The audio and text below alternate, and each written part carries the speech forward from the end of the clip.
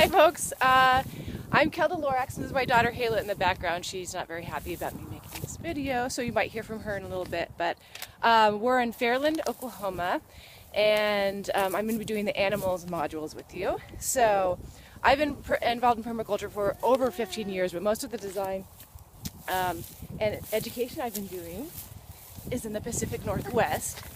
And we moved out here about 2 years ago. My family owns the land. I'll talk about that in a second. But my grandparents were aging and needed some help, and no one else in our family really knew what to do with it. So this land is originally Osage land, but during relocation they were forced west, and this is now Cherokee Nation. But as far as Cherokees, actually during the Dawes and Homestead Act, the land was splintered apart and fell into my family's very white Caucasian hands. Coincidentally, I don't use the word homestead anymore as like cute or kitty or neutral word, positive word to describe what permaculturists do. Just because for people who've been roaming the plains and sharing land, the idea of homesteaders coming in and splintering it apart is anything but neutral. It's historically traumatic for obvious reasons. So let's see, what am I talking about? Oh yeah, so this land, but the piece of land that we're on, coincidentally, great uncle Henry is a Choctaw, and he married into the family years and years ago. I actually never had a chance to meet him, but now the land is partially owned by Native Americans again, and that's a longer story. But the topic of animals in permaculture systems is an important one for me to tell here from Oklahoma because of this thing called the Dust Bowl.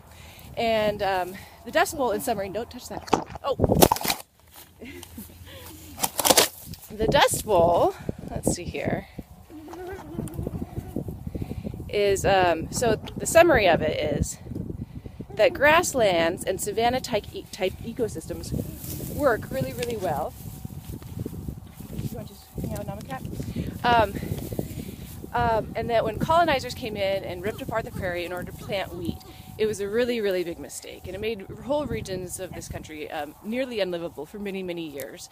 Soil was, I mean, you can imagine the word Dust Bowl. So soil was in people's lungs, unavoidable, and the ecological cap to all of that, of course, was grasslands that people had been managing for thousands of years without a big problem like that. This, if you're a vegan or if you don't use animal parts, this part of the system is really important to know about, even if you don't choose to have any yields per se from animals, because they are important parts of the system ecologically. And let's see here. Okay.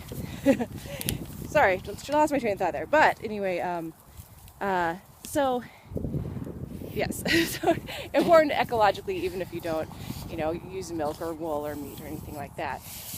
So, I mean, let's take a look at what a grassland system looks like. Grass covers the soil so it doesn't blow away or be washed away.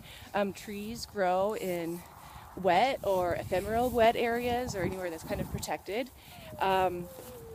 Let's see, groundhogs and voles are throughout the system, and they aerate the soil so that water can be sunk into it. And then, of course, larger animals like bison traditionally pulsed through a system like this. And what they would do is they would break up soil with their hooves, deposit manure as fertilizer, chomp on grasses and all sorts of other forms, and also just in their pattern of movement be breaking down grasses and creating places in the system where plants could be revitalized, basically.